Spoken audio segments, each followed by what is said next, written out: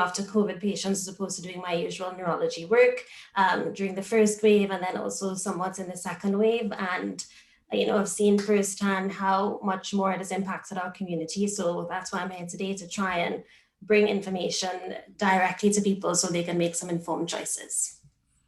Correct. Thank you very much, Krista. We're going to head across to Claudine. Claudine, thank you for joining us and welcome. Hi, everyone. Just as a disclaimer, I am currently at work. I'm on duty. So if you hear the phone go off and I disappear, it's because shit hit the fan. So just forgive me. Yeah, so I'm a pediatric registrar. So that means I'm a pediatric doctor that look after children. And I live and work in South Wales. I am from Grenada. And luckily for us in pediatrics, we haven't had as much of an impact with COVID as many other services have. I haven't been redeployed because we've been working throughout the pandemic in pediatrics. But we have seen some cases, luckily again for us in pediatrics, the majority of children do very, very, very, very well. We have had a few cases of similar to Kawasaki disease. So they have something called PIMS. And if anybody wants to ask questions about that later on, we can go into it. But this talk today actually comes at a time when I've just right now in the last hour learned that a boy that I went to primary school with has died. Well, I say boy, I forget we're not children anymore. A man, a colleague of, well, a childhood friend of mine died from COVID complications. And it just kind of rings home to me that this is affecting people young and old, with or without any, any significant health problems in the background. And it means that this talk is just that much more relevant. Thank you, Claudine, and sorry for your loss as well. We're going to head across to Ibrahim, who's currently in Surrey. Hi, everyone. My name is Ibrahim Wali. I work as a GP in Surrey, so just an area called Leatherhead. And I've been a GP for the last 12 years. We've kind of been probably in the front line in a way, because we tend to see the different cases of COVID. So from the mild cases to the asymptomatic ones, moving up to the ones that become severe and the ones that we decide to admit into hospital. So it's been very useful, to see that journey for a lot of patients. Also, we're now involved in the vaccine program as well. So we've set up a vaccine center where we're delivering vaccine to all the different groups and we tend to be the first people to get in contact when people have problems or have questions about the vaccine, or even questions about having the vaccine. So hopefully I'll be able to answer some of your questions today. My background, I am Nigerian. So I went to med school in Nigeria. I qualified as a doctor in 2000, and I moved to the UK and did my postgraduate training over here. And I'm still here. So I have a lot of friends from the Caribbean community. I love soca, I go to Carnival. So it's kind of nice being here. And I think it's good that we all share what we know. And I hope it's going to be a very useful evening for everyone. And thank you all for coming and spending your Sunday evening here. And you will have a good time and hopefully answers to all your questions. Thank you very much, Ibrahim. We're going to head across to Hamish. Evening, everyone. My name is Hamish Mohammed. I'm an infectious disease epidemiologist. And just to kick off, I wanted to express my condolences to Claudine for her loss. And I'm really sorry to hear that. And I'll especially appreciate you coming here to make a contribution as well. I want to big up Mark for reconvening this forum and providing a space for us to share information and an opportunity to take questions as well and provide you with information to make an informed choice around the vaccination. So in terms of a quick background as to who I am, I'm from Trinidad and Tobago, as I said, currently a Londoner. Been working for Public Health England for about 8.5 years. And most recently, I've been a consultant epidemiologist. My focus is on the national dataset for sexual health. One of my areas of concern is around ethnic disparities in poor sexual health outcomes. I, like many others, was seconded into the national COVID-19 response for most of 2020. And as part of that role, I manage the team that's responsible for the reporting of daily numbers of COVID-19 cases and daily number of COVID-19 deaths as well. And again, a really important piece of work out of that particular team is the production of reports highlighting ethnic inequalities in the risk of catching COVID and severe outcomes after COVID that has really impacted on Black and Brown communities in Britain more than any other. So that's all I wanted to say by way of introduction. And as Mark said, I do have about 10 or 15 minutes of slides just to show you a bit of background and cover some of the stuff that we didn't do 3 weeks ago, and to also recap some of the information just to kick things off. So once the host gives me the green light, I'll share screen and proceed with that. Sure, of course. So once again, thank you to the panelists for joining us this evening, and thank you to the audience as well. As we alluded to earlier, we did do this forum about 3 weeks ago. So thanks to those that joined. We had around 275 people that attended. Not everybody attended the entire session because it was, of course, 2.5 hours long. Today we're going to try to keep it to hour to an hour and a half max, but of course we want to try to cover everybody's questions as well. So as Hamish mentioned, he'll start off with a bit of a small presentation, nothing too heavy, but I think it's just good to have some graphic representation of what's going on and what's going to be going on going forward. So Hamish, take it away, and then we'll open the floor to questions. I'll try to moderate. There you go. Okay, can I just double check? Are my slides visible? Yes, your slides are All visible. right, good to go. So I'm just going to kick things off with an image of the virus that causes COVID-19. So this is the SARS-CoV-2 virus. And for those of you that speak Spanish, you'll know that corona is Spanish for crown. And the reason why it's called a coronavirus is because of those spike proteins on the surface of the viral particle that gives it the appearance of a crown, hence the name coronavirus. So again, we've been living with COVID-19 since the end of 2019. For many of us, it feels like a far longer time, but it's quite sobering to realize it's only been with us for about 1 year and 3 months. And it's had a devastating impact throughout the world. So I just wanted to recap, because again, sometimes we take for granted that people know how COVID-19 presents and what kind of symptoms we might get with COVID-19. So the first thing to say is about 30% of people who are infected with the virus that causes COVID-19 don't have symptoms, but they are able to infect others. So that's why this virus has been so effective at spreading all over. It's because many people don't have symptoms, but are still infectious and can infect other people. For those people that do have symptoms, this graphic just shows some of the possible symptoms. So in orange, these are the main symptoms. We all are aware of the fact that COVID-19 often results in fever, sudden onset of a dry cough, and a loss or change in your taste of smell or taste. But again, there are other symptoms. I just want to make that really clear. Muscle pain, sore throat, and of course, there's symptoms like nausea, vomiting, and chills, which may also come about due to COVID-19. There are a series of really severe symptoms that will require medical attention. They're at the bottom of this slide. So difficulty breathing, chest pain, or pressure. So again, that's a flag to say that you should seek immediate medical attention. And just to quantify this, if you have 100 people with any kind of symptomatic presentation of COVID-19, the first thing to say is the majority will have a mild illness. So again, that's that fever, feeling a bit achy, a loss in your sense of taste or smell. However, the remainder in yellow at the bottom will progress to severe or critical illness, will require hospitalization, need to be in the ICU, require ventilation. And again, 2 out of these 100 people will unfortunately die. Now, I don't want you to be lulled into a false sense of security there, because 2% might seem like an underwhelming number, but that proportion goes up to more than 10% if we're talking about people above the age of 70. And of course, all those people in blue at least 10 or 20% of them go on to develop what's called long COVID, which is, you remember, Dr. Ibrahim said about 3 weeks ago, it often resembles chronic fatigue syndrome for 6 to 9 months after that initial case of COVID, that initial COVID-19 illness.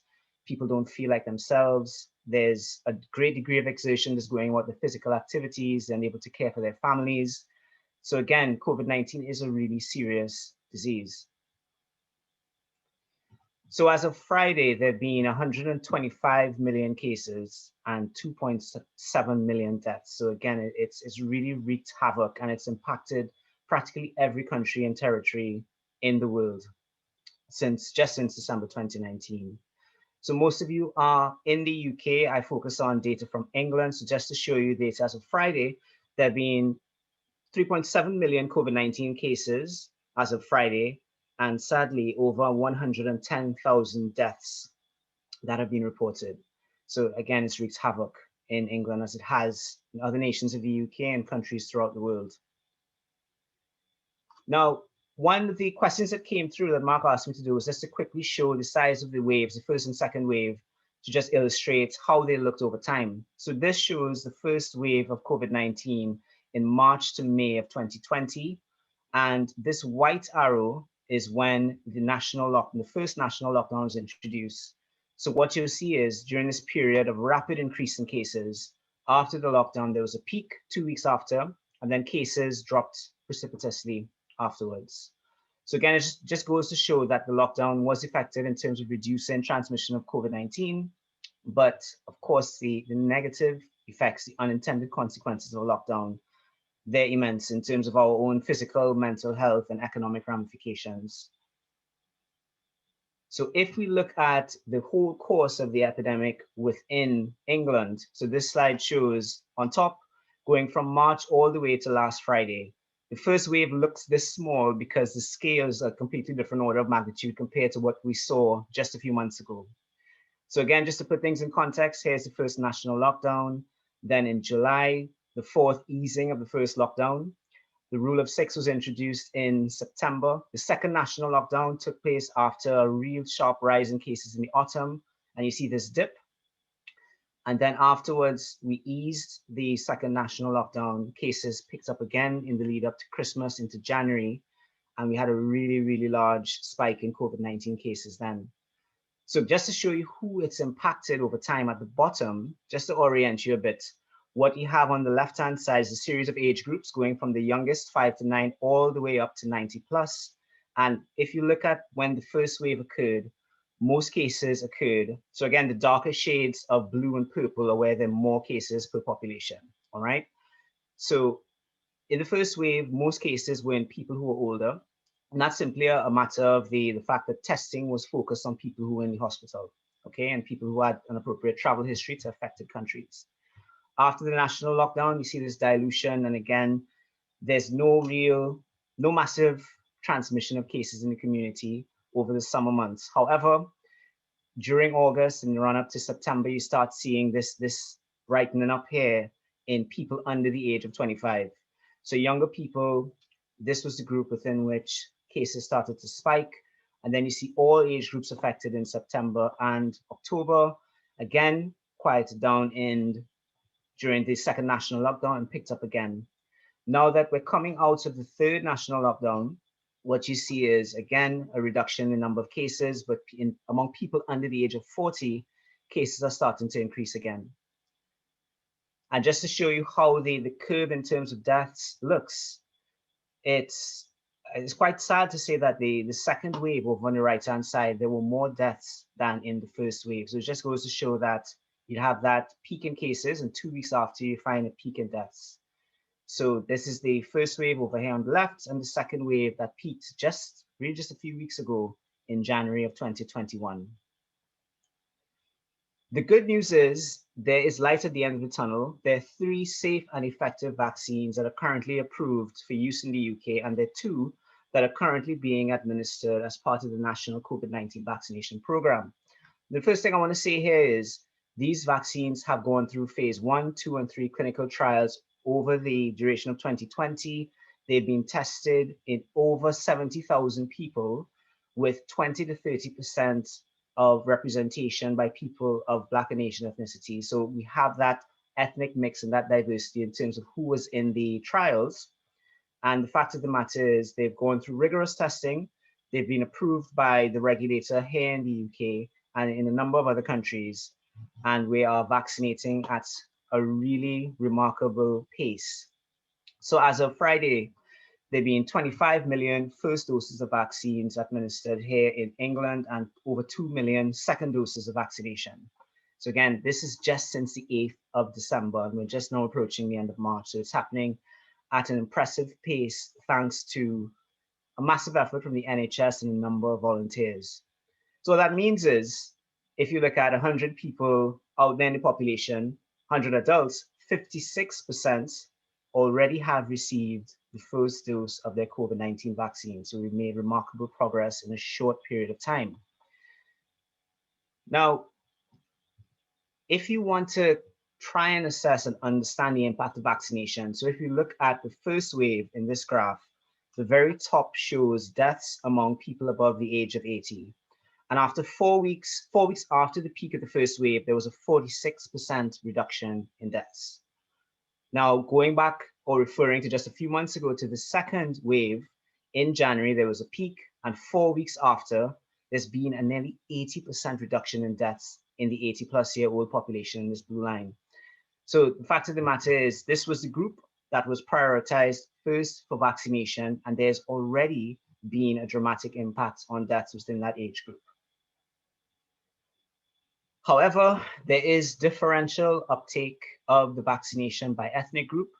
And this graph shows from a sample of people, a sample of GP surgeries representing probably a third of the population, that people of Black ethnicity are least likely to have accepted the vaccination amongst that 80-plus-year-old age group. So on this graph, this is the overall national rate of about a proportion, that's about 95%. This line at the very top are people of white ethnicity. So they're just hitting that 95% uptake of the vaccine.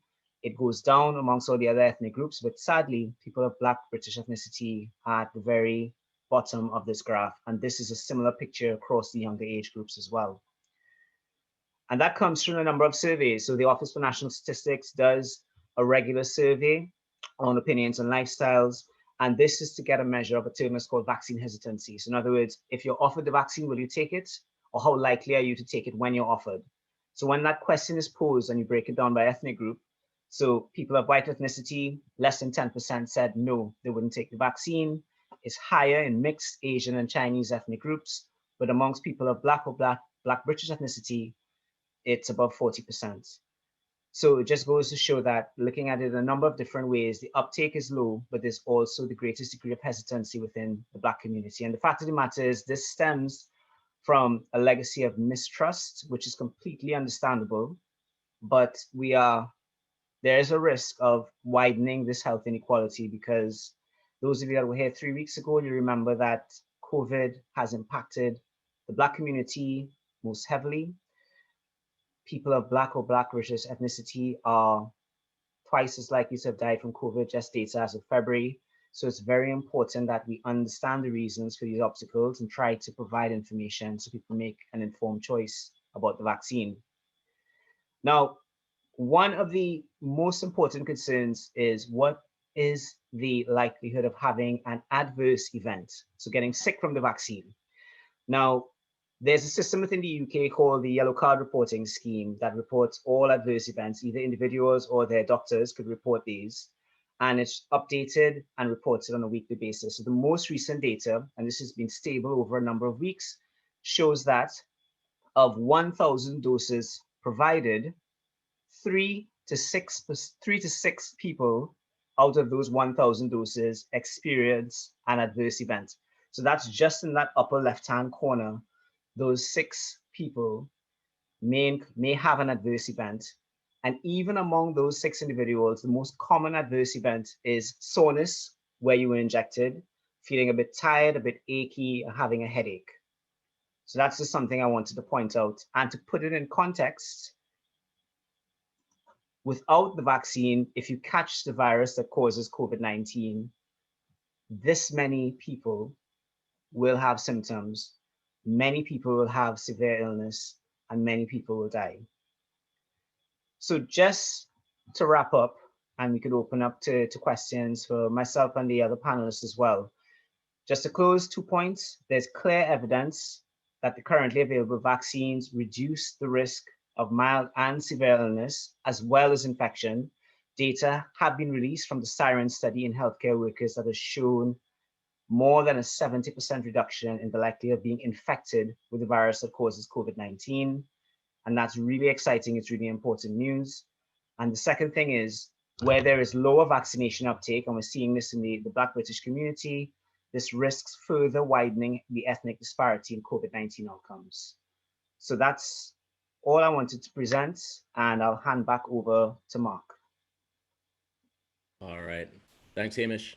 If you unshare your slides, we could start back again. So everyone, thanks again, Hamish, for his sort of recap and where we are. Just to remind everybody, of course, we're mainly speaking about the UK here as well, but it's also relevant for friends and family in other places. So we do have quite a few people here who attended the first session. Some of you would have had, obviously it was 2.5 hours, so there's a lot of information that was covered. I'm going to just ask a few questions to start that were sent in via email or Facebook, etc., and then we'll open it to the floor. If you would like to ask a question, please make sure your audio is working well, your video is working well, and then we could have a little, allow you to ask. But I think we covered a lot about, the background of the vaccine, what it was, how long it took. Some of us haven't been asked as yet. That's, if we're in the list, if we're in a country where we're allowed to have the vaccine thus far. But I think a few people are a little bit concerned about the procedure and what it's like. So I think I'm going to start with asking Ibrahim, as he's part of that program, just to tell us a little bit, what is the day like? What is it like for people coming to get the vaccine? So obviously, with the vaccine, what the UK government has done was to classify people in different groups, essentially 9 different groups for the vaccine. And in terms of each group, so when it comes to the first group, so initially the focus was care home residents and then frontline NHS staff, and it goes down that way. Currently, we're down to anyone at the age of 50 and above will get an invite either by a letter, but even if you don't get the letter, you can go to nhs.uk, book a coronavirus vaccine. So if you just Google nhs.uk, book a coronavirus vaccine, you should be able to put your details in. If you've got your NHS number, you can add it. If not, you can use your date of birth. And that will give you a few centers of vaccine around where you live. And you can pick your 2 dates for your vaccines. Generally, we're spacing the vaccines close to 12 weeks. So for both the Pfizer and the AstraZeneca vaccines. And most people can book those. If you cannot have access to internet, you can telephone as well. So there is a phone number that you can access on the NHS UK website, and you can directly book in your vaccine dates. Now, there are some other people that might have had their vaccine much earlier, so before the booking system came in. And we as GPs have records of people who've had their vaccine, and we can do searches to see who's had their first dose, and anyone who is almost getting to the 12 weeks towards their second dose, we can search for those and send them a link to book in their second vaccine or telephone them to book them into their second vaccine.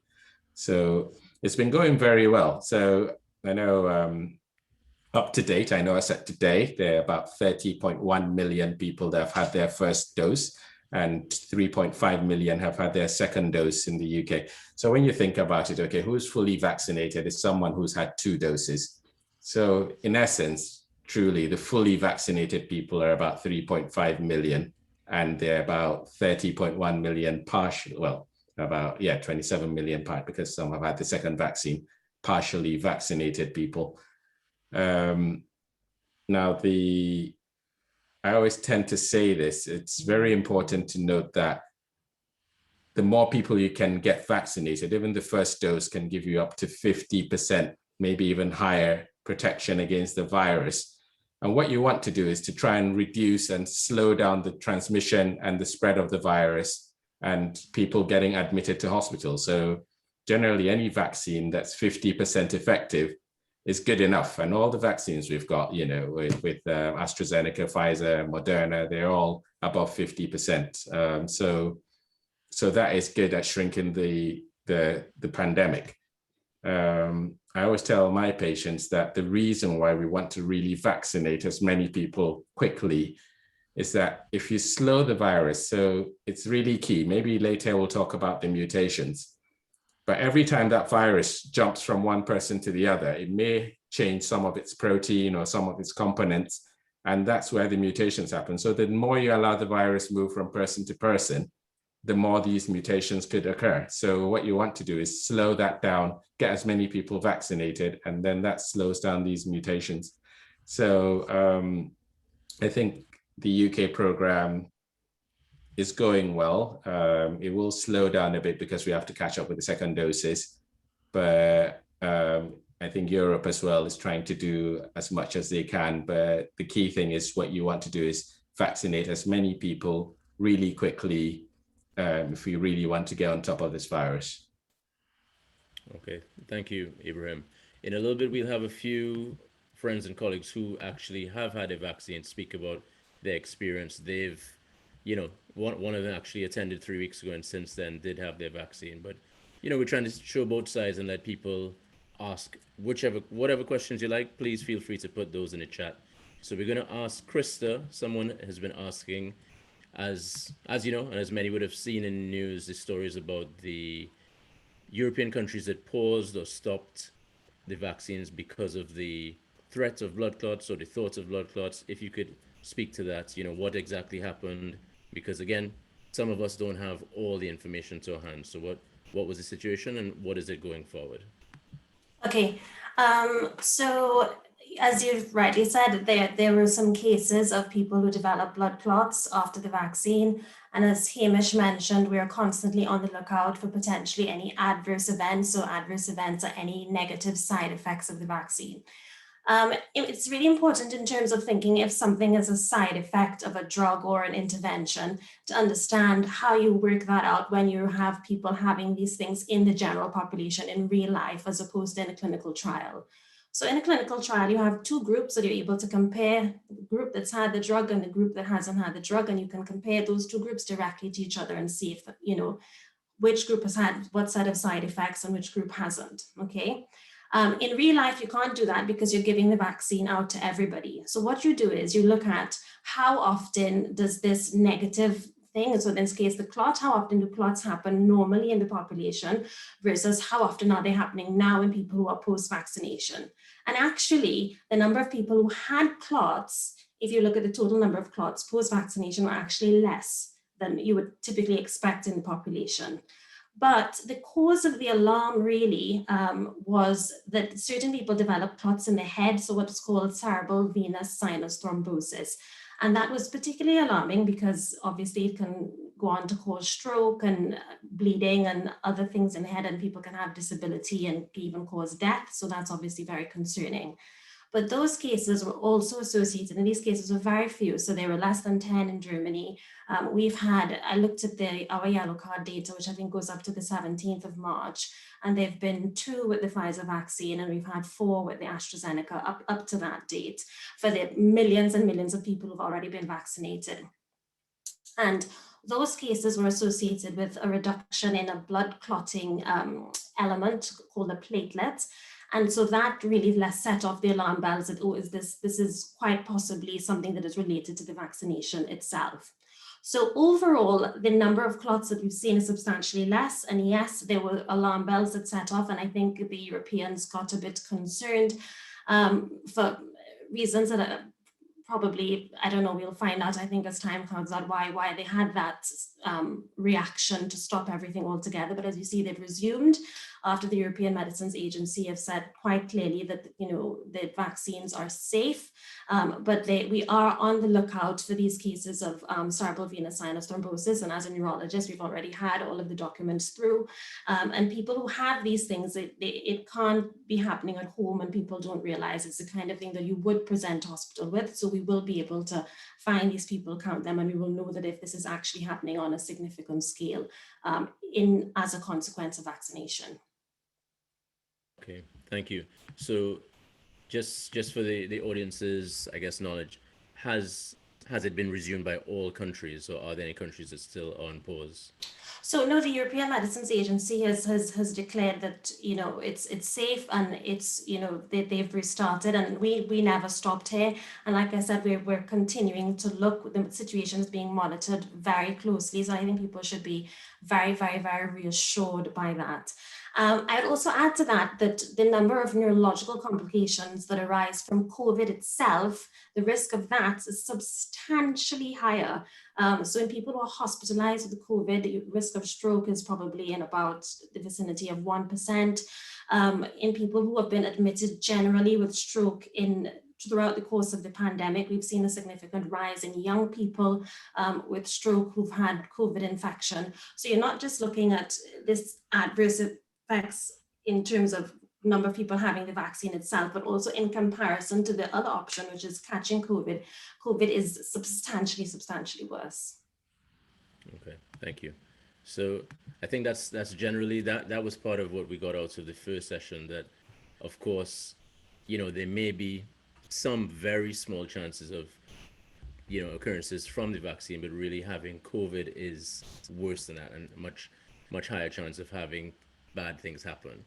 One of the questions which I'm going to ask Hamish to answer, which we did cover pretty extensively in the first session, but just to recap, a lot of people ask, so this vaccine, how did they come up with it in such a short time when there are other things like cancer or diabetes or other diseases that have been around for a longer time, and we don't have a cure for it as well? So Hamish, I know you answered before, but quite a few people have been asking, so just going to throw it to you. Very, very happy to touch on that again. So it just goes to say, so I was on a panel yesterday, and a fellow panelist said it quite well by saying it goes to show what humanity can achieve if we have a singular objective that brings us all together. This doesn't happen very often. So what happened after we discovered the genetic sequence for SARS-CoV-2, the virus that causes COVID-19, was published by Chinese public health authorities in January. That set in motion a chain of events that has heralded one of the largest public health efforts to date in recorded history. So what has happened is any new vaccine that comes onto the market goes through phase 1, 2, and 3 clinical trials. A phase 1 trial has a small number of people just to assess whether it's safe. The phase 2 trial has probably a couple hundred people that looks at whether the vaccine elicits an immune response. In other words, your body produces antibodies. And your phase 3 clinical trial has tens of thousands of people. It, like Dr. Christus said, will compare people with the vaccine versus people who don't get the vaccine or they get a placebo to assess what the impact is of the vaccine on developing disease. So the reason why it happened this quickly is because those phases, instead of happening sequentially, they were overlapping. So phase 1 and 2 trials happened at the same time. Phase 2 and 3 trials happened at the same time. And then they submitted data to regulators in different countries on a rolling basis. So they did interim analyses, shared data. So there was this ongoing assessment of the safety and efficacy of the vaccine in real time. The other thing that's happened is that a number of governments hedged their bets and invested in producing the vaccines at scale in anticipation of them being safe and effective. And I say they hedged their bets because if the vaccine was found not to work, then they would not use those vaccines. The other thing I want to say, taking a step back, is that yes, COVID-19 is known as coronavirus, but it is one of many coronaviruses. And we have had severe coronaviruses in the past. SARS, the original coronavirus, the original bad coronavirus, was first detected at the end of 2002. And that kicked off a lot of research to understand that virus as best as we can in anticipation of future outbreaks. So I guess what I'm trying to say is, for 19 years, the scientific community has been aware of a genetically very similar virus. And there's a lot of knowledge in the scientific community around that particular severe coronavirus.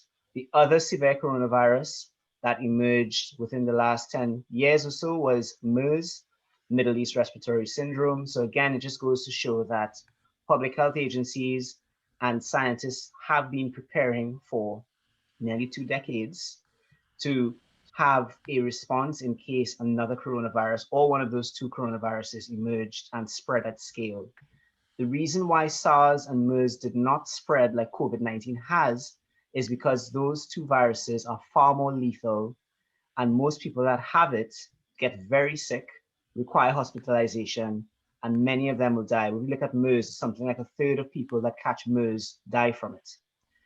The sad thing about COVID-19 is that many people have no symptoms, and of those that do have symptoms, they're mild symptoms. So what happens is many people are out and about infecting others, and there's no native immunity. No one's had it before, so everyone's susceptible to the virus that causes COVID-19. And again, like I said, even if you look at 2% of people who catch it dying from it, that is a lot higher if you look at people who are older, people with diabetes, people with kidney disease, people with heart disease. So again, that 2% is misleading because it's on a population level. It really, really exacerbates harmful health outcomes in particular communities, one of which in this country is the Black community and the Asian community as well.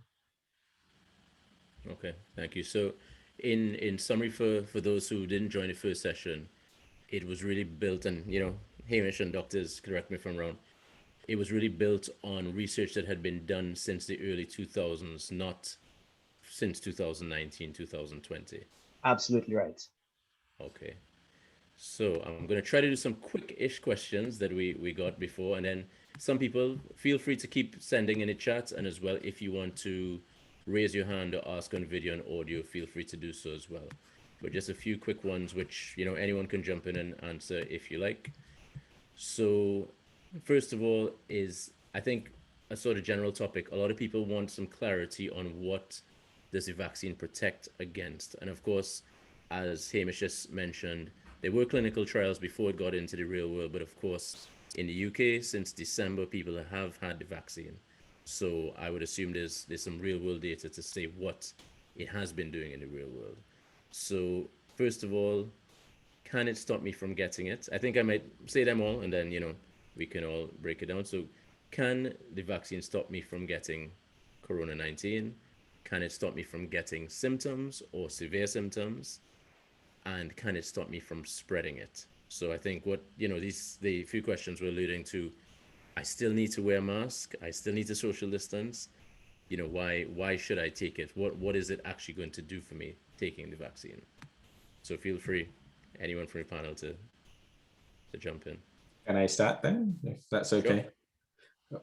I'll talk about the efficacy of the vaccine. So they talk about efficacy means how good the vaccine is at preventing you getting the infection.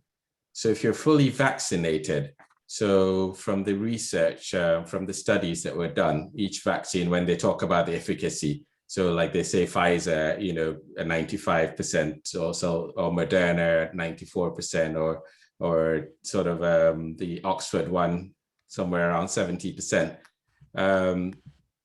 For a vaccine to be really good, you want it to be 50% or more. So really, we're lucky that all these vaccines are really good. So when you say a vaccine is 95% effective, so it means that in the study, there's a chance that 95 out of 100 people will be protected from catching that virus again. But there may be 5 people that will still catch the virus despite being fully immunized. And that might be different factors. It may be that, they have a problem with their immune system, that their immune system has not generated antibodies. It may be a problem with the actual vaccination itself. Maybe they lost some of the vaccine, they didn't get the appropriate dose, or there may be genetic reasons, but there will be other reasons, but there would be 5 out of those 100. So that is the efficacy. So that means if you get the 2 doses, you will get that level of protection, at least projected from the studies.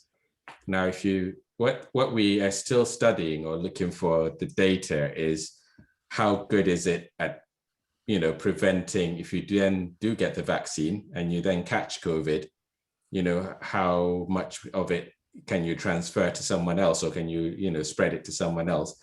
The evidence is that having the vaccine does reduce the ability to transmit the virus, although we're still waiting to get more data on that. And I think that is what the ongoing studies, the more people you vaccinate, there'll be more millions of people now vaccinated, then it will give us that chance to study that a lot more. But the studies that came from America on the AstraZeneca vaccine showed, particularly in terms of severe disease and deaths, that the AstraZeneca vaccine, that was a very high number, 100%, prevention, it prevented death in patients. So that is a really good figure. So, you don't really usually get 100% in medicine, but and that is the key with the virus. What you want to do is to reduce the morbidity, that's the severity of disease that it causes to people, and the mortality, which is the deaths. So I think those figures will, we'll get a bit more information on that. But what we do know is that the vaccine does, one, reduce the ability to get reduce your chances of getting infected.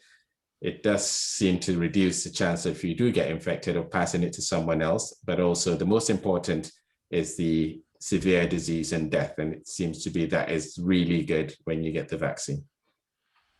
Thank you. Sure, Hamish. Yeah. So if I'd just echo everything that Dr. Ibrahim said, and there are a couple of studies that have come out from the UK recently, and I've been shouting these from the hilltop. So anybody that knows me knows that I will ring off their air sharing this news with them. So the reason why the UK is uniquely placed is because we've been vaccinating at scale since December. And in terms of the number of doses administered, we are probably leading the world in terms of the number of doses. Israel has a higher proportion of their adult population protected to date, but there's a smaller population, so they haven't been given as many dosages. So to complement what Dr. Ibrahim was saying, what we've seen in 2 real-world studies of healthcare workers, one in the UK, one based in Scotland. The first one in the UK is called, UK-wide, it's called Siren. And what they've done is every 2 weeks, they take blood samples from people working in hospitals to look at whether they have antibodies or any evidence of the virus that causes COVID-19. And the uptake of the COVID-19 vaccine amongst people working in hospitals has been very high. That's another success story. And what we've seen based on data after the first 3 months of the program is that 1 dose of either vaccine is 72% effective at reducing your risk of infection. So by infection, I mean not just developing mild disease or severe disease, hospitalization or death. I'm talking about infection. So that means we're seeing for the first time in a real world setting that the vaccine protects you from actually being infected with the virus. So it's 72% after 1 dose, and it goes up to just over 80% after 2 doses. The other study that just released some data is a study amongst healthcare workers in Scotland that looked at healthcare workers that were vaccinated, those that were unvaccinated, and then also tested the members of their respective households. So what that study aimed to do was to assess whether there was household transmission of COVID-19. And again, many of you will appreciate that people working in hospitals are perhaps at highest risk of catching the virus that causes COVID-19. So the Scottish researchers have shown initial evidence that shows that the risk of actually transmitting the virus amongst vaccinated, in households of vaccinated healthcare workers, it's less than 60% compared to unvaccinated healthcare workers. So what we're seeing now is that, yes, the vaccines, and I'm saying the vaccines, the Pfizer and the AstraZeneca vaccine, they're safe. They dramatically cut, if not eliminate, your chances of death due to COVID-19. But if you go further upstream, they really significantly reduce your risk of being infected and of transmitting the virus. So the reason why there's still a need to wear a mask and to socially distance for the time being, there are probably 3 reasons for that. One is no vaccine is 100% effective at preventing infection. It might achieve 80, 85, 90% effectiveness in the real world, but there's still that proportion that might get the infection and might pass it on. Secondly, as long as we have older people, people with diabetes, heart disease, kidney disease in society that have not been vaccinated fully, there's a risk that someone is healthy, even if they don't get severe illness, could pass it on to them and they could have a poor outcome. So until we achieve what's known as herd immunity, and we're pretty sure that there aren't any variants in society that are impacting on the effectiveness of the vaccine, we have to have these public health measures in place until we achieve that level of protection. Thank you. Crystal, Claudine, anything to add? If not, all, you know, all No, good as well. 100% agree. All right, thanks. So someone asked, they are, so in the UK, just to give context to those that are not in the UK or don't know, someone is over 50 and not received an invitation for their vaccine as yet. But as we also know, the UK slowly but surely seems to be opening a bit. And this individual wants to go and vet. So he's asking, what would the panel recommend for him? You know, he doesn't have the vaccines yet. Should he be going out, or should he, I guess, wait until he does get called and gets his vaccine? If I can just answer that one, I am also desperate to go and fit. I can tell you, as a West Indian, my feet are itching. I am looking at like carnival makeup. I'm doing all of this.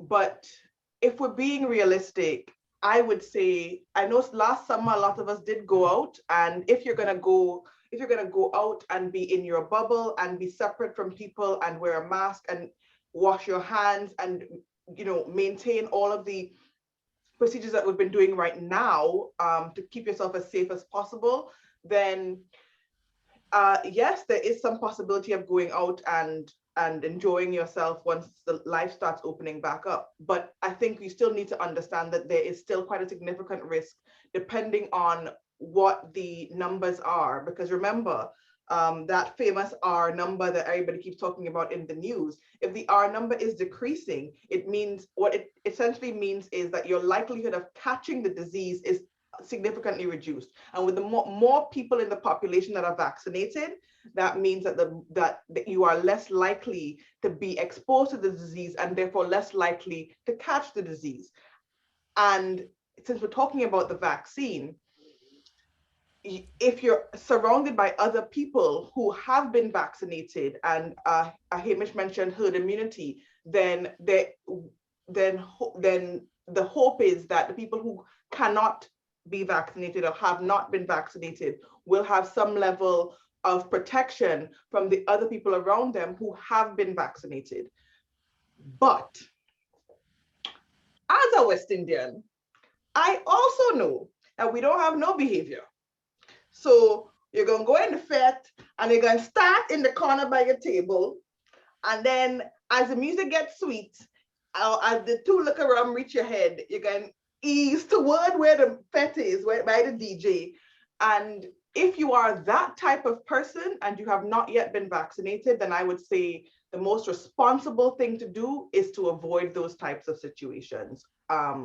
Because if you go to one fete and you get sick, then that's it, fete season done for you. So that would be my advice based on what is currently happening. And also, like Ibrahim said, if you're in the age group that is currently able to be vaccinated, then go onto the website and get yourself signed up for the vaccine, because summer is coming and the fetes are already booking out. So Thank you, Claudine. Thank you for that. So there you go, to that person in the group. Another question from someone about the second dose and potential third or top up or future vaccines or top ups in the future. So they're asking, after you get your second dose, would you need a top up in the future? Of course, we may not know exactly, but I don't know if anyone wants to speak to that. If we think there may be future top ups or, you know, other doses. Well, I mean, that looks like it's going to be likely, given the number of different variants that already exist in other countries. And preparations are certainly underway to, tweak the ones that we have here in the UK to increase the efficacy against those other variants. So it is quite likely that that is going to be necessary. And given the fact that a lot of the planet has been overrun with it, I don't think there's going to be this hope that we had, at this time in 2020 that COVID is going to disappear and we're not going to have to deal with it again. So that looks very unlikely. So it's quite probable that yes, we'll probably need a seasonal revaccination like you do for influenza, which changes a little bit every year, and the vaccine therefore tweaks a bit to try and anticipate those changes. Okay, thank you. Okay, so someone's asking if they have very serious underlying health conditions and they've had both vaccines, are they okay to then return to their job with in a patient-facing role, or would it be best to look for another occupation? Essentially, they've had both vaccines, but they have, they come into contact with a lot of people on a daily basis. So Sure. I'll start by saying that I think I think that's a very serious question, as an important consideration. I think it's important that we stick to the public health advice. And I, like Dr. Claudine, I'm itching to get out and about and resume Lyman, right? But if we have that patience and we wait until the population is properly vaccinated and achieves herd immunity, we will receive far greater dividends later in the year, trust me. So what I would say is, in a situation like that, the advice is currently, despite what may have been reported in the news, the advice is to stay at home and to work from home where you can. Okay, and in a situation where you have serious underlying health conditions, I would argue that I would hope that you're provided with the appropriate protective equipment while you're out and you're dealing in a patient-facing environment.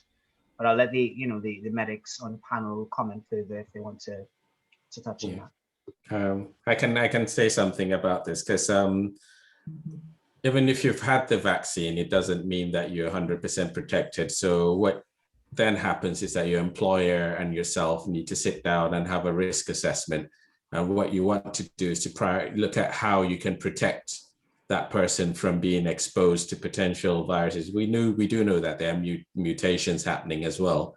So as long as the person is taking all the precautions and they feel that there's enough protection for them. Yes, we have had some of our doctors who have come back with background asthma and things, but they've had their vaccine and they feel that they are able to come back, but they will not see COVID cases at the moment, because you risk assess them. You say, okay, if someone's coming with a cough and a fever, so each employer needs to then do that risk assessment for that person on the high risk. But as Hamish did say, that there is still a government advice. Shielding, I think, the shielding ends tomorrow, but there may be more recommendations regarding people who may need to shield. But the key thing is that you still have to try and, as much as possible, to stay protected. Sure, thank you. Could I come back on that again? So just on that point, and I don't know if the person who's asked the question is Black or Asian, or what their ethnicity might be. The reason I say this is there's a Public Health England report called Beyond the Data, Understanding the Impact of COVID-19 on Ethnic Minority Populations. And one of the findings was that people who are, I don't like the term minority ethnicity, but people who are Black or Asian often don't feel a sense of agency and don't feel empowered enough to talk to their employers or their line managers to ask for that risk assessment or to ask for the personal protective equipment. So what Ibrahim has said is vital. And it doesn't matter what your ethnicity is. If you have that concern, you need to have that conversation before going back out in a patient-facing capacity. Okay, thank you. I think as the only person here that doesn't actually work with adults, that works with children on a regular basis, in the case of in our case, we have the risk is different based on what type of patients you're facing. So if you're facing pediatric patients, and in particular neonatal patients, your risk would be less. But if you're facing adult patients, if you're a GP, if you're a physiotherapist, your risk would be significantly higher. So like Ibrahim said, that risk assessment is vital because patient-facing jobs are not all created equal. The jobs that each of us on the panel have are largely patient involved and patient facing, but we're all doing very different jobs and our risk is very different. Like I would argue Ibrahim is probably one of the people that's exposed much more significantly than myself. His risk of catching COVID or being exposed or having a much higher viral load is significantly higher than mine because most of my patients don't have COVID. And I'm dealing with neonates, I'm dealing with young, with toddlers and that sort of thing. And so just be really, really careful. Another thing that we tend to have a problem with as a lot of us who are in healthcare and are from the Caribbean community are immigrants. And I'm not, based on the accents of everybody on the panel, I'm going to assume that we all came here on work visas like myself. And at the start of the pandemic, that's one of the things that I was worried about. If I spoke up, how would this affect my employment? If I spoke up, how would this affect, my work visa, my ability to remain in the country? And one of the things that I had to learn during the pandemic was how to advocate for myself. And if you don't feel empowered to do that, then that's what the BMA is for. Please speak to them and get some kind of help. If you can't, if you feel like you may be being pushed back into that role and you don't feel comfortable doing it, then find somebody to advocate for you. Thank you. Thank you all. So what I'm going to do now, guys, I'm going to ask two of our, friends and, part of the community who have had the vaccine. One of them was, I would say, a bit hesitant before our session 3 weeks ago, but she's since had it and she's online. She's here. She looks in good health. We're gonna bring her up just to share with the audience what it was like to have a vaccine, and she also has a question for the panel as well. So we're just gonna bring in Jan Scott. Feel free to unmute, Jan, and if you want to just tell the audience what it was like, how was your experience, and also the question you had for the panel. Okay. My question first of all was, if you're having the vaccine, you have your first dose, and originally we were supposed to have it 3 weeks later, but now they've made it to have it at least 11 to 12 weeks. So how can we make sure that it's working and that the longer it's apart, the distance between the first and the second dose, that it's really working? So that's a very good question, and I can say that certainly for healthcare workers, that was a very, very big concern, and we did make as a community, there was a lot of noise about that when the government made that decision. And I could say very readily admit that we weren't very happy about it at the time. But now, fortunately, several months on, I think that approach has actually been very much vindicated in terms of the data that has come through for both the Pfizer and the AstraZeneca vaccines. So we've seen that you get your first dose and the immunity starts building up, and that takes about a couple of weeks before you have any level of protection at all. And then if you look at the data, people sort of beyond that point, 14 days, 21 days, and so on, that the chances of catching the virus, even after a single dose, does start to drop quite substantially. And so Public Health England has already published on the over 80s group who've had their vaccinations obviously very early on. And even with just the single dose spaced as they have done, there's been an 80% drop in the infection rate. So we know that it does work. And in terms of the overall strategy, therefore, if you're thinking of the whole population, it makes sense to try and bring the levels down in the whole community as rapidly as possible.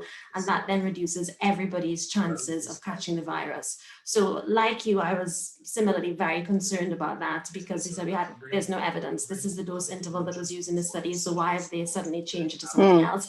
But that has now been proven to actually been okay. And there are actually lots of other countries similarly with everywhere there's limited supply of vaccine who have adopted that strategy as well on the basis of the data that has emerged from the UK. Okay. So in regards to my experience, so I came on 3 weeks ago, and like everybody else, well, most people, I'm terrified of having it. And, obviously with all the conspiracies that have been going on, which I still believe some of them, you have to, I was just really worried about, because I'm asthmatic, and I was also told I was born with a heart murmur. So those two things, I'm thinking, oh my gosh, is it's something going to happen to me as soon as I get my first one. So when I went in, I made sure, and I wrote right across the paper, asthmatic, and that, make sure if anything happens to me, you're able to do something. But I have to admit, after all the fuss, it was very quick, very efficient. Um, and I got my first dose, didn't even feel the needle. I didn't have any achy arm, and I didn't have any side effects. Um, 24 hours later, because I had it at 3:30, so I guess the next day, I started feeling, I started thinking, oh, am I starting to feel a bit feverish or something like that?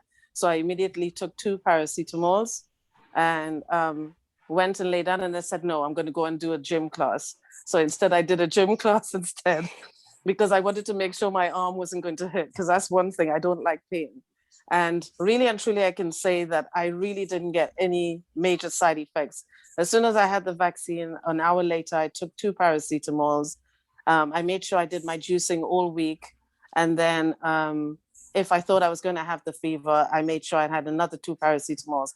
And regarding that thing about blood clots as well, I was thinking if that was going to be a side effect, as soon as if I was to feel funny, I was going to make sure and take aspirin as well.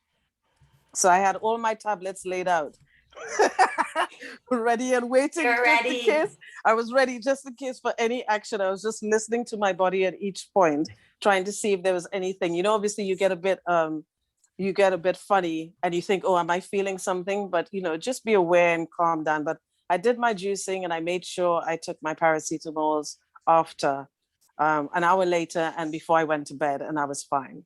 So it's the second, but then other people are now starting to say, oh, it's the second one where you feel a really adverse reaction. So again, it's just about prayers and making sure, I will have to say my prayers. And I keep telling God, I said, you know what, I'm doing this. I'm making sure you're going to look after me. But at the end of the day, I want to be safe as well, because I am asthmatic. I lost a dear friend of mine just this month in January, totally unexpected. She was also a mild asthmatic like me. So it was totally unexpected. So that in a way kind of also convinced me that I don't want to die. I have a son, my daughter-in-law, my family, I just don't want to die. So in the end, I thought, let me just try this. Yeah. And so far it's been all right. And I'm feeling quite positive about it. So yeah. I hope Great. that helps some people, but thank you very much. And it was always, all these questions I had, which made me want to do it. Oh yeah, that's what I was going to say. The train of thought I lost is that basically there was an explanation on a video about the actual, virus.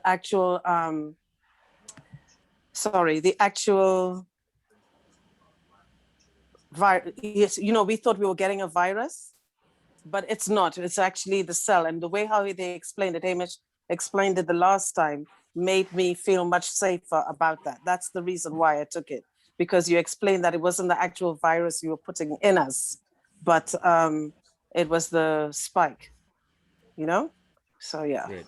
hope that's helpful to everybody. Sure. Thanks for sharing, Jan. And I'm sure Okay. we'll see you out and Thank about you. in the summer. Thank you. Thank you.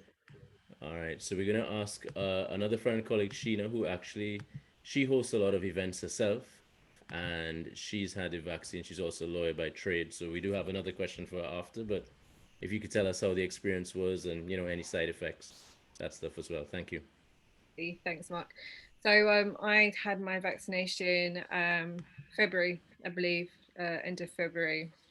I was a little bit on the fence, as I'm sure many of you guys are also. There's so much out there in the media. There's a lot of hearsay. There's a lot of social media, and you can't help but sort of hear it, understand it, take it in, and it influence your decision or your knowledge of what you think the vaccination is about. So for me, again, I was a little bit on the fence with regards to whether to take the vaccination. I'm in an RN. I have a lot of friends and family within the medical profession, and they, to me, were the best people to talk to, as a panel are today, with regards to sound knowledge with regards to the vaccine and the implications of not taking the vaccination. So in February, I went down to, I think it was Epsom Racecourse, a big venue, to go and have my vaccination. In terms of the whole setup, it was very, very good, very efficient, very clean.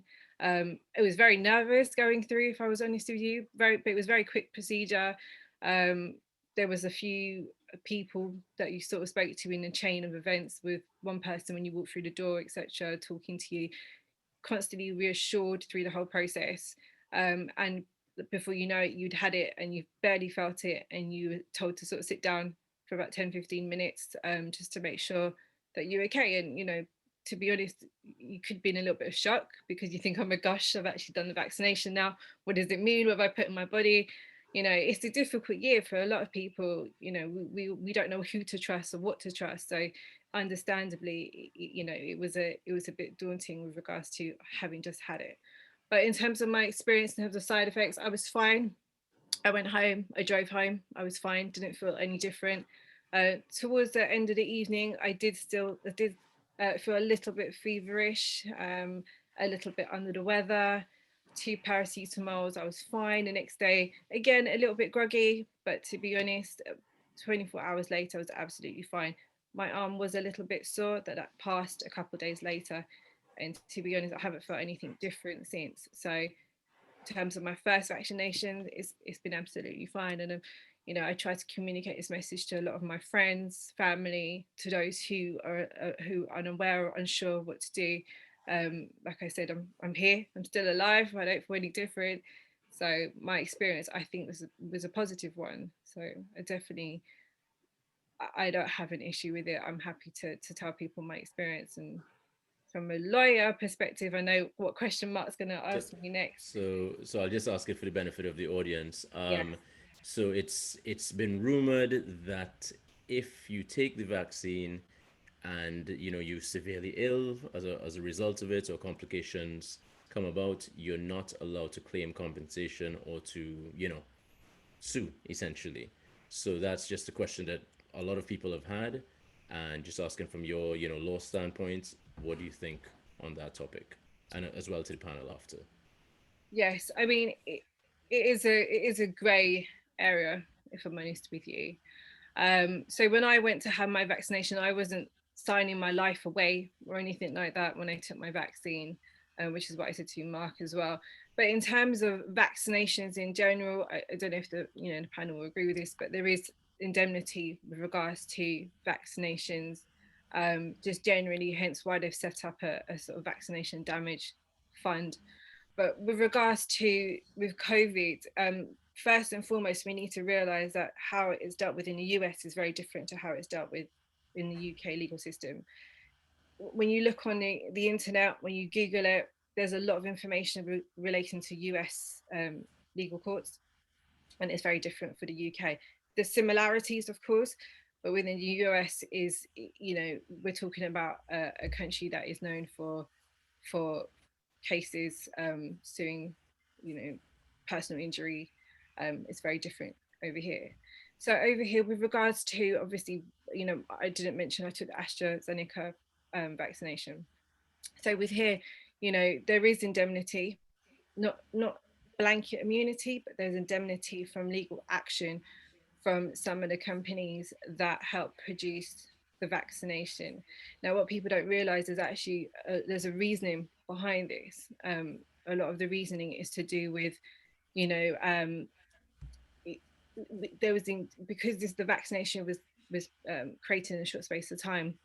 There was encouragement of companies to aggressively invest and back the vaccination development. And as you can imagine, with what was going on, a lot of companies were reluctant to do so, just based on their exposure and financial risk they may be exposed to with regards to backing the development of the vaccination. So the government effectively gave them some sort of legal indemnity, immunity from the companies that were supplying the health workers, as well as the health workers for injecting the vaccinations. So a lot of the reason as to why there is indemnity was to give a sense of surety to the companies that was developing the vaccination program. So that was a lot of the reason as to why these indemnities are in place. However, it is again not blanket immunity. You know, a company can be sued for if they were able to show willful misconduct with regards to how the vaccine was administered. So there is that aspect too. Also, you know, you probably are aware there is a vaccine fund, I believe, where people who can prove there's at least 60% of a disability that's come from a vaccination can claim up to £120,000. But this is a broad vaccine fund, so it's open to not just COVID, and it hasn't just been created for COVID. It has been implemented by the government for a while and covers the number of different vaccinations. So there is, like I say, it's a grey area. However, there is options if there was a situation where you felt justifiable in making a claim. Okay. So I hope that's answered a few questions. Sure. Thank you very much for joining us, Sheena. I get asked that question quite a lot, actually, and we have a answer that we give to the patients that yes, the companies are protected against sort of suing, but also not just the companies, but also the people administering the vaccines, because we're involved. I'm part of the Epsom Downs, vaccine team. So the vaccines have been added alongside with other vaccines. So like the polio vaccines, meningitis vaccines, they've all been added to the vaccine list, which is a national vaccine list by the Department of Health and Social Care.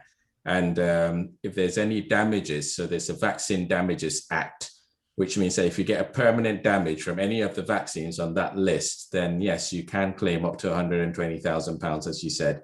So that's so there is still an avenue for you to claim, but that's not as you said, it's not a definite thing. You can still, pursue, especially if there's strong evidence that there's negligence in terms of the companies. But I don't think the government did it to protect the companies because there's a problem with the vaccines. It's just that they feel that it should be treated the same way as other vaccines that are available. Sure. Thank you. Anyone else? Yeah, if I could just comment on that, and there's a screenshot of a Gov.uk consultation that references Regulation 174 of the Human Medicines Act 2012, and there's a popular misunderstanding as to what that means. So what that regulation refers to, as Sheena and Ibrahim have already said, it means that the government assumes the legal risk of the development of a vaccine in the event of a public health threat such as a pandemic. So because we're in a pandemic of COVID-19, the government has taken on the legal risk to incentivize the development by the pharmaceutical companies of these vaccines. So that's not unique to the UK. Other high-income countries where there's a big pharmaceutical sector also have similar legal provisions. So all that said, there is the Vaccine Damage Fund. That's not just for COVID-19, like Sheena said, it's for all routinely administered vaccines, so MMR, HPV, etc. And that's existed for some time. It's a one-off payment of up to £120,000. But the existence of that fund doesn't preclude someone from suing the government or quote unquote the NHS as well. So you do have, if you feel you have a case, there's nothing stopping you from doing so, from pursuing it. Okay, thank you. So in summary, you can, approach if something happens adversely. Cool. So thank you very much, Sheena, for joining us, and all the best. Hope to see you out and about as well at some point. Okay. All right, we have a question from CJ, a question/comment. CJ, feel free to unmute yourself and ask the panel. Hi there. Firstly, thanks to Just Vibes for this event and the last one, and thank you to all the panel. It's really useful. So my question is UK specific. Within the UK, Black people make up 3% of the population, and we know that Black people have had worse outcomes in relation to COVID, which has been as a result of systemic racism and structural factors. So I guess my question relates to, when you actually break down figures in terms of vaccine hesitancy, white British people that are hesitant are going to vastly outnumber the number of Black British people or Black people in the UK that are hesitant, based on the percentage of which we make up the population. So why is a narrative developing that it's more problematic that Black people are vaccine hesitant when there are going to be figures wise more white people that are hesitant about the vaccine? So I'll start. I think that's a really, really good point, because it's good to put it in context. The reason why it's a problem is because, in as much as Black people comprise a minority numbers wise, as a proportion of the community, fewer people are willing to accept the vaccine. So what that means is we are compromising the ability of ourselves to achieve herd immunity. So even if you look at, it's something like the ONS data shows that 8% of people of white ethnicity are reluctant or unwilling to take the vaccine, but it's 42% for Black people.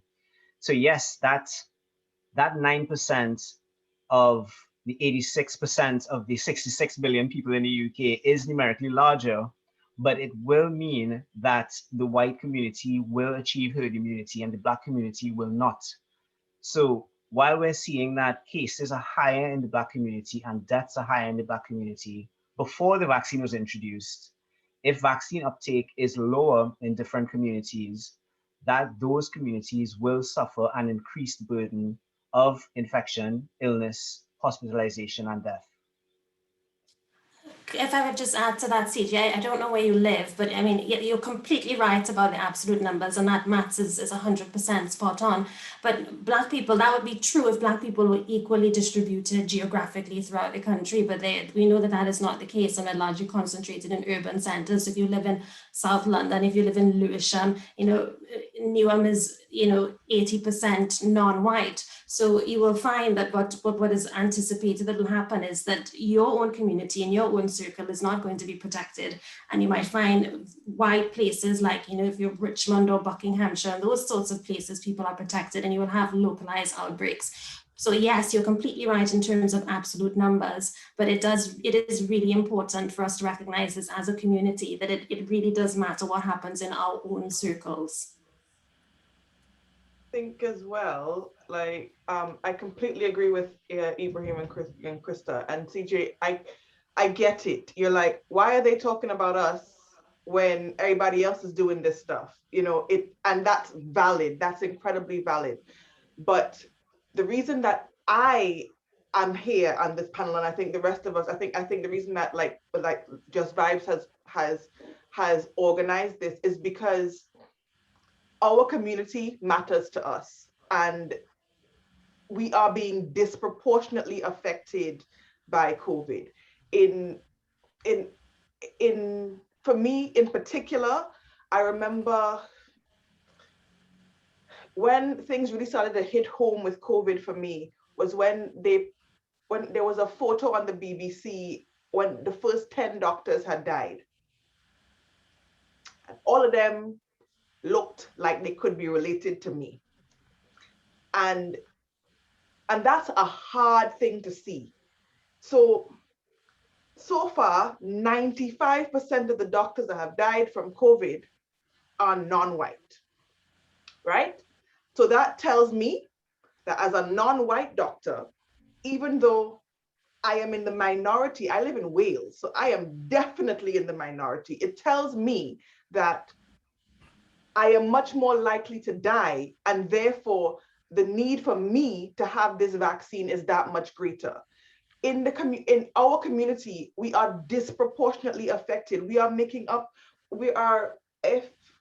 Please correct me if I'm wrong. I'm not good with the numbers, but I'm pretty sure with something like 2 or 3 times more likely to die from COVID than our white counterparts. That means that we're more likely to die. So if you look at proportions of deaths in our community, proportions in our community are much higher. and then were not taking the vaccine. So they were not protected. So they will be protected, and because 8% of them are not going to take it, they'll still be protected and they're dying at a lower rate. We will be significantly less protected because more than half of us are refusing the vaccine or are reluctant to have the vaccine because of a myriad of reasons.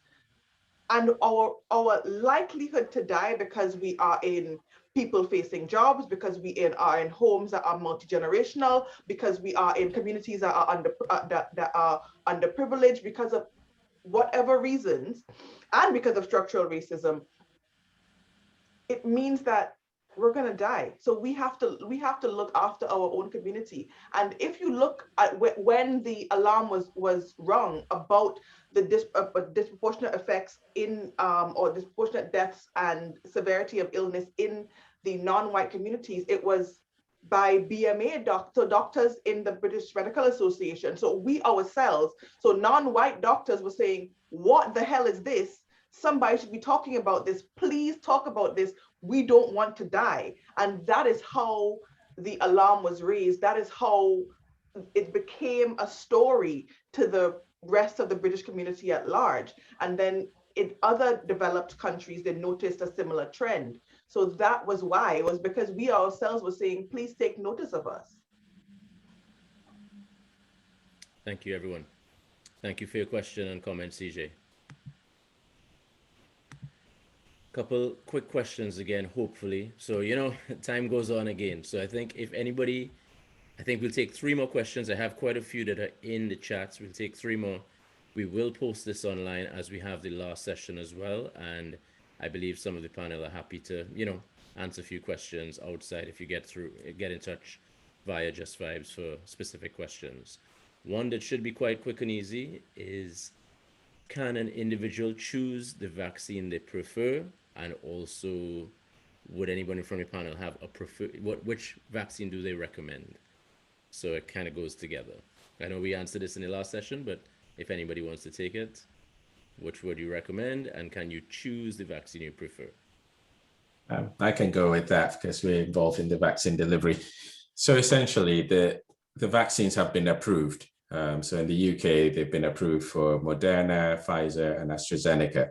So really, it's what you get on the day. However, the only caveat is if you have got allergies to the component of the vaccine. So if you have got severe allergies or what they call an anaphylactic reaction to particularly components of the vaccine or history of severe allergies, then they tend to say avoid the Pfizer vaccine and go with the AstraZeneca vaccine. However, the key thing is whichever vaccine you get, you just need to get it in. There's so many people around the world that are trying to get the vaccine. As long as it's been approved, it's safe enough. When you go for your annual flu jab, nobody ever asks like what particular make is this flu jab. They're made by different companies. You take it, but it's because there's so much publicity about the different vaccines. People are saying, "Oh, can I choose?" So you cannot actually choose which one, and that you can have. It's only based on clinical reasons like allergies or severe reactions to a component of the vaccine. Okay, thank you, Brim. Anyone else want to add anything? No. Okay. So essentially, it's the way I look at it is sort of like, for those in the UK, your MOT road test. You know that your car is fit for the road, whichever brand it is, it's going to take you from London to Manchester safely. So I think, it's a car, so it's approved to be on the road. I think that would be my sort of, comparison there. So we have a question from the Caribbean. So where this gentleman lives, he's not been offered a vaccine as yet. He's 72 years old and allergic to aspirin, penicillin, and is also asthmatic. Is it safe for him to take the vaccine, or is it recommended for him to take the vaccine? Yes, it's safe. So like Ibrahim said, unless you're allergic to one of the actual components in the vaccine, you just have to check the list of the ingredients. Once you're not allergic to any of those, then you are perfectly safe to have it. And certainly if you're 72, then absolutely, yes, you are in the category of people who absolutely really should be taking the vaccine. The risks to you from COVID substantially outweigh the risks of vaccination at all. Even if you were to have an allergic reaction, that, there are people on standby, ready, prepared to treat any allergic reactions if they were to happen. But COVID, obviously, in that age group is a very, very different story. So absolutely, yes, would fully 100% recommend getting vaccinated as soon as you're called to do so. Right. Okay. Thank you. So, sort of adding on to that point, and I know we did cover it again in the first session, but who would you say not to take the vaccine? Of course, we're discussing both sides, but what would we say is do not take it for any underlying conditions, or besides being allergic? Is there anything else we should say not to take the vaccine? Anyone? I can, well, I don't know, sorry. No, go ahead, Ibrahim. So we have a list of, obviously, the one, children under, the age of 18, because the trials haven't involved them, although there are specific cases where if a child is, having high risk, or they're in a residential setting with really complicated neurodisabilities, then, we could make an exception of the license of the vaccine. Pregnant women as well, because there hasn't been a trial on pregnant women. So the current recommendation is not to give it to pregnant women. However, again, if the risk of the pregnant women getting the virus and the complications of the virus far outweigh the risk of the vaccine, then you can still give it to a pregnant woman. So there are a few exception cases. So obviously, if someone's had a very severe reaction to the vaccine on the first dose, like an anaphylactic reaction to the first dose, then you may have to, consider not going ahead with the second dose. So those are the things. But apart from that, I think generally it is fine for everyone else to have the vaccine. I don't know if anyone has anything else to add. All good. Okay. Another question just to reiterate from the last time, an allergy is not the same thing as an anaphylactic reaction. So I get itchiness, or my tummy hurts, or I get like a bit of, that is not the same thing as an anaphylactic reaction. And the people who are not recommended are people with an anaphylactic reaction. So I can't breathe, my throat is closing, my mouth is swelling up, my face is swelling up. So it's just to differentiate, because sometimes people say, I have an allergy, and what they, it's quite a mild reaction. So just being aware of that. You should still let the provider know, but just please don't remove yourself from the possibility of having the vaccine on that basis. Thank you. I think that's it for the main questions that, sort of around similar topics. Just to remind the audience, we did post the first session on YouTube and Twitch at Just Vibes. You'll be able to find it there. And as well, we will post this one on YouTube as Twitch also. If anyone has particular questions you want to follow up, feel free to get in touch with us as well. And, we'll put it to the panel members if, to try to follow up also. Just one last question came in. Can anyone confirm if the COVID-19 virus is included in a vaccine? We've spoken, but anyone feel free to confirm for them, please. You can confirm that it is not. The Pfizer and the Moderna that we're getting in a few weeks' time, that is mRNA. That's a little segment of nucleotides and a bit of fat surrounded by a bit of lipid. And the AstraZeneca contains a bit of the genetic sequence of the coronavirus, the SARS-CoV-2, that is given via the vehicle of a harmless virus, something called an adenovirus. So you're not getting the coronavirus in any of the vaccines that are being given or used. Okay, thank you. So I think we'll conclude there. If any of the, well, let's ask each member of the panel to just have any parting words. We could start with Claudine, then Krista, Ibrahim, and Hamish. We're speaking to our community. Thank you to everyone who joined. Thank you to the panelists that gave up their time. any last words you want to say to our community? So I would just like to say thank you to Mark for inviting me. And I did feel a little bit out of place as a pediatrician in the group, but I definitely enjoyed doing this. And I really hope that anything that we've said, something that we've said may have helped or may have kind of given you a little bit more clarity than you had before, because really and truly, like I said the last time, I just want to reiterate, you know, there have been so many historical medical atrocities against our community, against the communities of people of African and Asian heritage in the name of science and in the name of medicine. And that has created quite significant distrust in our community. But if we allow those things to have happened to our ancestors, to our elders, and we are now not benefiting, not reaping the benefits of that scientific medical progress, then we would have failed them. So please, please, please, you know, get your facts from reputable sources, you know, the woke guy on the gram, or somebody that you know who knows somebody on Facebook, or your aunt or your cousin who sending in the meme or the video from somebody they know is not a reputable source. We're a small community and you will always have access to at least one healthcare professional. Please speak to them or look on, you know, find those resources to get your information. And please, if you are offered the vaccine, please take it if you can. Thank you very much, Claudine. Krista?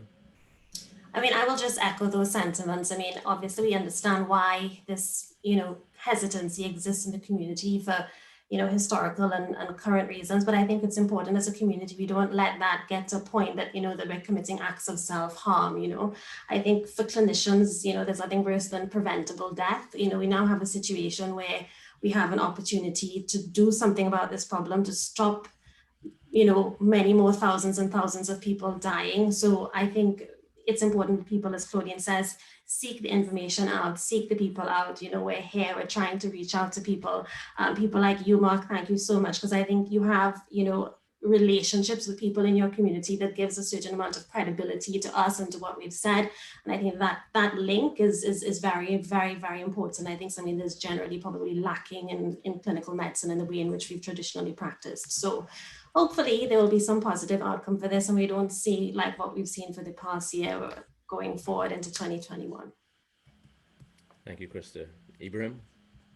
I'd just like to say thank you to everyone for joining in. It's really nice to see that there's so many people listening into this and getting all the information.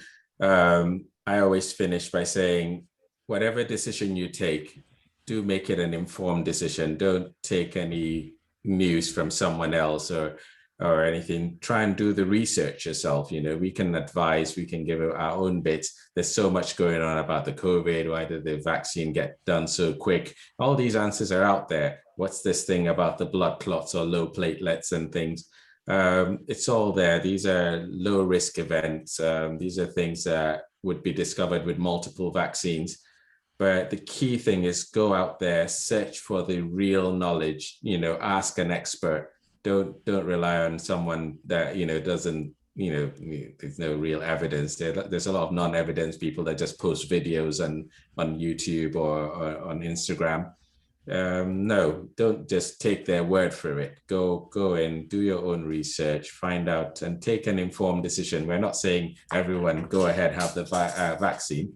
But from my point of view, I feel that it is a very good vaccine. There is evidence that it works. It's saving lives, and we're trying to get as many people vaccinated. When you get many people vaccinated, you then reduce the chance of that virus mutating. So there's so many positive things to the vaccine, and we as a community should really encourage each other to get the vaccine. And so that life can get back to normal. I want to get back to normal. I want, you know, events to get back to normal. I want carnival to happen and all the fests to start happening again. So, and I think many people share the same, you know, feelings. So why don't we do this bit? This is our own bit to, not just to yourself, but to humanity. So as I said, informed decision, ask an expert, ask someone who knows the answers, and hopefully we'll be able to get rid of this COVID, or at least turn it to a simple cold. Thank you, Ibrahim. Hamish? All very difficult acts to follow. So I completely echo the sentiments of my fellow panelists. And just to say that we've had a really, really rough 15 months. It's been terrible. So none of us in living memory could even think of anything remotely similar to what we're coming through, but there's light at the end of the tunnel. The best way out of the pandemic and restoring a state of normalcy is through vaccination. But bear in mind, I completely acknowledge the fact that concerns are real. We need to hear those concerns and understand them. But there is something about human nature such that misinformation and bad news tends to be amplified, and that happens even more so in a setting where we rely on social media for our news. So again, I would urge you to look at official sources for information, use your network, and again, it's a balance of risks and benefits. Just bear in mind that most people, if they catch COVID, will become sick. The impact of long COVID, we still don't understand it. People are experiencing after effects of that initial COVID illness for months and months afterwards. They can't get back to their normal lives. So again, just bear that in mind. And like I said, vaccination is the best way to get out of this pandemic. So thanks to the panelists, and thanks a lot to Mark for reconvening the forum. Cool. Thank you. Thank you all. Thanks again for giving of your time this evening. And thanks to everybody that has joined in the audience as well. Just a reminder, we will be posting it online, as well as we've already posted the first session, which was longer and had a lot of equally and slightly different information. If you have any questions, you can email us as well if you want those bits sent to you directly. In the email we sent to you also has a few links that the panelists have provided, which is really good information, which I think, things like what's actually in the vaccine, what it's like to go and get it, some of the data and so on that they alluded to today. So if you want a bit more, feel free to drop us a line, or if you registered via Eventbrite, you would get that directly anyway. So thanks again, everybody. Hope you guys have a pleasant evening, nights, and hope to see you outside at some time. Thanks again. In terms of this evening and this Zoom session, those of you that join us regularly on a Sunday, you know that we have, a little Just Sunday vibes. So today is potentially the last Just Sunday vibes before next week. We're going to start the sound clashes, and there's about 5 or 6 sound clashes in a row from next week. So today we're gonna continue the tunes. I think we have like 5 DJs lined up. So starting with Renegade Specialist, you know how he does dancehall, reggae, and them kind of things. So we're gonna start with that, and then continue on. We have about 3 hours. So even if you're home, you're tuned in for the talk. But if you just want some nice music in the background while you have dinner, or you're in other countries as well, feel free to stick around. Otherwise, have a pleasant evening, and we're gonna see you all soon. Renegade Specialist, unmute when you're ready, and let's go. When you find yourself in time of trouble, Renegade is there for you. Renegade is the killer, let it be. And in the hour of darkness, there's a life we will take for you. Renegade is the killer, let it be. Let it be, let it be, let it be, let it be. Renegade is a killer, let it be.